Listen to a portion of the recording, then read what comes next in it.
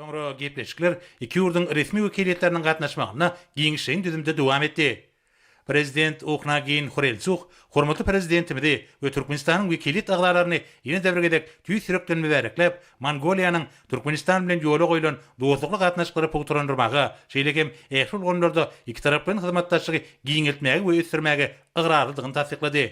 Şunda ýokary derejedäki öýdara taparlaryň iki ýurdun halklarynyň arasyndaky dostluk gatnaşyklaryny hassa pugturandyrmaga ýardam etjekdigini anan bildirildi.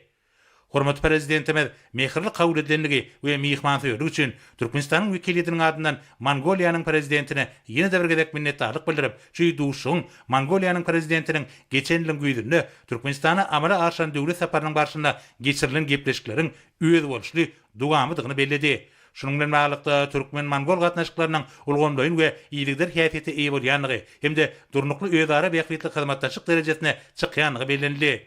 Döwletdaşlarymyz şu gedeki ýokary derejedäki duşuň gün tertibine tiýasy, ykdysady, sowda, medeni insanperwer ulgamlarda hyzmatdaşlyk etmek meseleläriniň giň toplumynyň girdilenligini hemde resmi namlaryň uly toplumyna ol çekiljekdigini aýtdy. Türkmenistan bitaraplyk esaslanýan daşar siýasy urny hemde Birleşen Milletler Guramasynyň we beýleki awraýly halkara düzümleriň çäklerini öňe sürýän halkara başlangyçlaryny gollaýan üçin Mongol tarapyna minnetdarlyk bildirýär.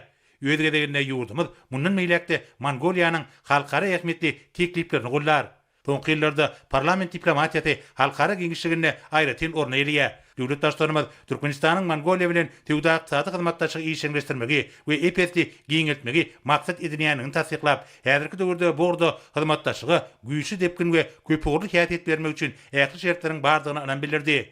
Hormatly prezidentimiň belleşi ýaly, şuňky gepleşikleriň jenleri boýunça hyzmatdaşlyň möhüm urlaryny ulgamlaryň ösdürmäge gönükdirilen iki taraplaryň hyzmatdaşlyk boýunça hökümetary toparyny döretmek hakynda alalaşygy ol çekmek gödüňde durýar. Döwletdaşlarymyz uly ulgamlaryny hyzmatdaşlyga üns çekip, bu ýurda tagallarlary birleşdirmek üçin uly mümkinçilikleriň bardygyny aýtdy. Meýerim bolşaýaly Türkmenistan ýurtlaryň en çemesiniň çäklerini öz içine alýan utgoşdyrylan uly logistik geçerliler döretmek boýunça ýyr tassamlary durmuşa geçirmek maksat edilýän beýik ýüpek ýoluny dikeltmek baradaky başlangyjy öňüzürdi. Bu tassamalar deňde çykargasy bolmadyk ýurtlaryň meseleleri bilen günnün-güni baglanşyklydyr. Şu ýylyň awgust aýynda Hazar deňdiňiň Türkmen kenaryna döwlet we hökümet başlanmalarının derejesinde Birleşen Milletler Guramasynyň deňde çykargasy bolmadyk üsüp barýan ýurtlar boýunça 3-nji maslahaty geçiriler. Bu maslahat hyzmatdaşlyk gatnaşyklaryny gollamak arkaly öýdüşe ýardam bermek atly şygar bilen geçiriler diýip hormatly prezidentimiz Mongoliýany bu maslahatyň işine gatnaşmaga çagyrdy. Burada Türkmenistanyň Mongol tarapy bilen bir maksady gönükdirilen dialogyň dowam etdirilmegine bil baglaýanlygy bellenildi.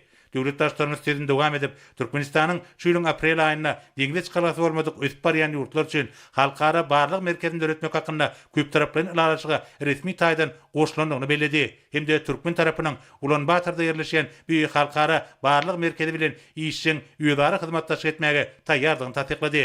Hormatly prezidentimiz energetika puwdugynyň hyzmatdaşlygyň ýene de bir uğurdugyny bellep, Türkmenistanyň bu uğurda anyk öýdara hyzmatdaşlyk üçin mümkinçilikleri görýändigini aýtdy. Şunun bilen baglanykda biziň ýurdumyz Mongoliýaly hyzmatdaşlaryň tekliplerini teretmäge, dereketçileriň güni gatnaşyklaryny ýola goýmakda golluk görmäge, öýdara sowda amallaryny amala aşyrmak üçin amatly hukuk şertlerini döretmäge taýýardyr. Döwletdaşlarymyz medeni insanperwer ulgamda da bilelikde iş alyp barmak üçin giň mümkinçilikleriň bardygyny aýtdy. Şeýlekem döwletdaşlarymyz piýagatçylyk ulgamyna hyzmatdaşlyk etmek üçin amatly mümkinçilikleriň bardygyny aýtdy. Hormatly prezidentimiz sporty hyzmatdaşlygyň möhüm urlarynyň hataryny kesgitlep, Mongoliýanyň 2017-nji ýylda Aşgabatda geçirilen Aziýa oýunlaryna münasip wekilçilik edenligini, bu oýunlarda uly üstünlikle çykyş edenligini belledi. Hemde sport alışmalary däwrine dowam etmek teklifini öňe sürdi. Şu ýyl Türkmenistan üçin aýratyn ýyllar, şu ýyl ýurdumyzyň bir taraplygynyň şanly 30 ýyllygy bellenilýär.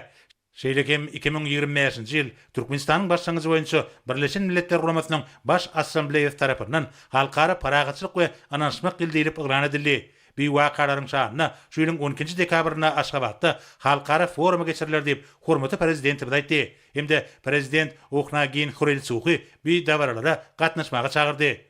Döwletdaşlarymyz sözüniň ahyrynda netijeli gepleşikler, hoşnýetlik we iki halkyň hemde döwletiň arasyndaky gatnaşyklary mundan meýlekde berkitmäge taýýarlyk üçin prezident Oknagin Khurelçuk we Mongol wekiliyetiniň ähli agdalaryna tüý sürekden minnetdarlyk bildirdi. Sonra Mongoliýanyň başçyny çykyş edip, gepleşikleriň netijeli bolandygyny, olaryň başyna döwletlere gatnaşyklaryna getiren sebäplerin ara alınıp maslahatlaşylandygyny aýtdy. Şeýlekem Mongoliýanyň prezidenti ykdysady urlara üns çekmek bilen hyzmatdaşlyk göstermek mümkinçiliklerini hemde ileri türýän urlaryny garalandygyny bellädi. Mongoliýanyň prezidenti hormaty prezidentimiň beýanydan ähli tekliplerini gollap, Mongoliýanyň we Türkmenistanyň hökümetleriniň hemde urdaş tüzümleriniň arasynda gol çekiljek resmi namalaryň möhüm ähmiýetini bellädi. Şunda gepleşikleriň dowamyna Türkmen-Mongol gatnaşyklarynyň hukuk bünyadymynyň meýlekde pugturandyrmak, şeýlekem tewda ykdysady hemde meden insan urganlarda hyzmatdaşyň many-mazmunyny baýlaşdyrmak we giňeltmek barada alalaşyň gazanlandygy bellenildi. Şunun bilen birlikde ulug gatnaşyklaryny hemde logistikany ösürmek maksady bilen awtomobil ulug boýunça birlikde komiteti, şeýlekem obagaçylygy, veterinariýa hemde mallaçyk boýunça degişli komitetleriň döredilmeginiň möhümdigi aýdyldy. Mongoliýanyň başçyny öýdary sewda dolanşygynyň hemde haritlaryň görnüşleriniň artmagy bilen aglyqda ýeňil senagat buwdagyny taslamalary we maksatnamalary bilelikde durumça geçirmek hakynda gazandan alalaşyklaryň ähmiýetini bellädi. Şunun bilen birlikde bilim, ilim we medeniýet ulgamyna iki ýurdun ýokary okuw mekdepleriniň ugrubynça ýokary derejeli işgärler taýýarlamakda Mongoliýanyň Türkmenistan bilen gatnaşyklary çuňlaşdyrmaga taýýardygy beýan edildi. Dowlatly döwletiň başçyny şeýlekem Türkmenistan bilen halkara we sewit guramalarynyň çaýaklaryny mundan meýlekde işin hyzmatdaşyga ygradlygyny tasdiklady. Bu urda biziň ýurtlarymyz birek-birek tekliplerini we başlangyçlaryny öýdary gollaýarlar.